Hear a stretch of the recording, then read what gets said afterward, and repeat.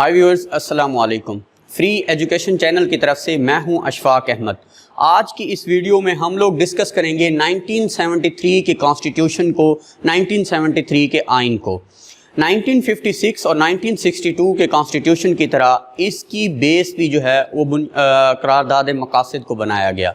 करारदाद मकासद में ये चीज़ शामिल थी कि हाकमियत जो है वो सिर्फ अल्लाह ताला की है और लोगों के पास, अवामी नुमाइंदों के पास जो इख्तियारात हैं वो अल्लाह ताला की तरफ से मुक़द्दस अमानत के तौर पर हैं और इन पर ये फ़र्ज़ आयद है कि ये जो इनके पास इख्तियारात हैं ये इसको मुक़द्दस अमानत समझकर इख्तियारात का इस्तेमाल करेंगे।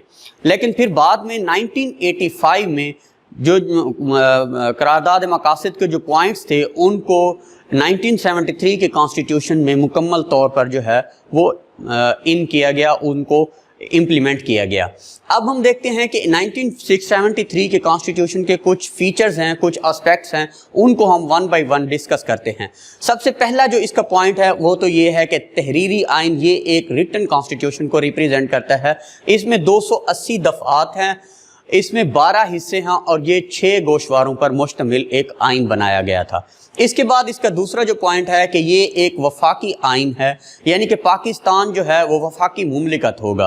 वफाक के अंदर 4 सूबे, वफाक के साथ मुल्हिका जो एक कबायली इलाके होंगे और सूबों के साथ मुल्हिका जो कबायली इलाके होंगे उन पर मुश्तमिल ये एक वफाक होगा।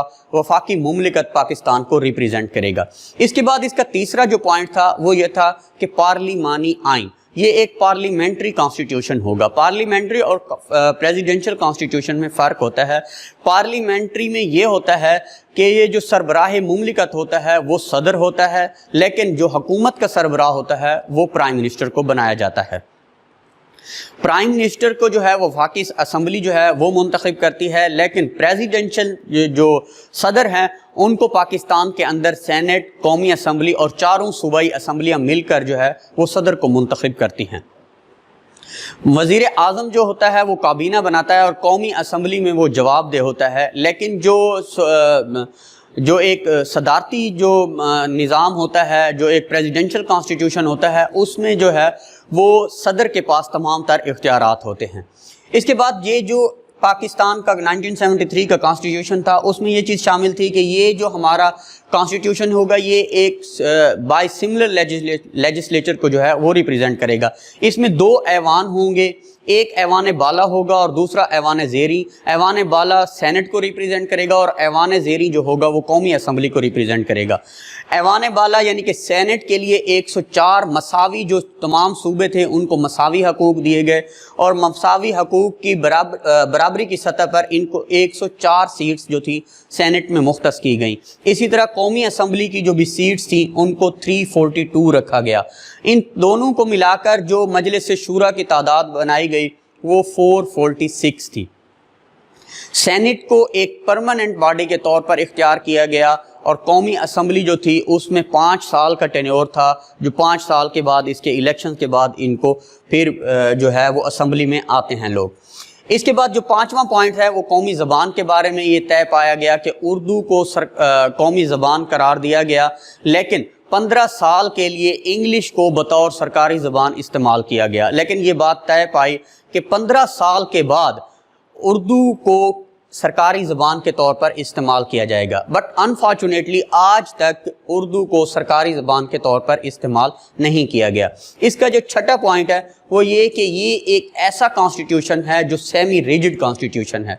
1956 का कॉन्स्टिट्यूशन जो था वो फ्लेक्सिबल कॉन्स्टिट्यूशन था, लेकिन 1962 के कॉन्स्टिट्यूशन को थोड़ा बहुत रिजिड किस्म का कॉन्स्टिट्यूशन बनाया गया। लेकिन 1973 का कॉन्स्टिट्यूशन जो था वो उन दोनों को मिलाकर ये एक सेमी रिजिड कॉन्स्टिट्यूशन के तौर पर जो था वो रिप्रेजेंट करता था। इसका मतलब ये था कि इसके अंदर तरमीम करना ना तो इतना ज़्यादा आसान था और ना ही इतना ज़्यादा मुश्किल था। 2/3 मेजॉरिटी कौमी असम्बली के अंदर और सेनेट के अंदर रिक्वायर्ड थी जो इसकी तरमीम कर सकती थी। इसके बाद जो 7वां पॉइंट था वो ये था कि इस्लामी कवानीन को इम्प्लीमेंट किया जाएगा। मुल्क के अंदर इस्लाम को सरकारी मज़हब के तौर पर इम्प्लीमेंट किया गया और सदर पर और वज़ीर आज़म के ऊपर ये लागू था कि उनका मुसलमान होना ज़रूरी था। इसके अलावा لوگوں کے اندر اسلامی قوانین، اسلامک ویلیوز کو پروموٹ کرنا اور لوگوں کو قرآن و سنت کے مطابق زندگی بسر کرنے کے قابل بنایا جائے گا، یہ بھی اس چیز میں شامل تھی۔ اس کے بعد 8واں جو پوائنٹ تھا وہ یہ تھا کہ آئینی ادارے ڈیولپ کیے گئے، جیسے وفاقی مالیاتی ادارہ، وفاقی مالیاتی کمیشن، وفاقی محتسب، اسی طرح الیکشن کمیشن، اور اس طرح کے آئینی ادارے جو تھے وہ اسی کانسٹیٹیوشن کے انڈر ڈیولپ کیے گئے۔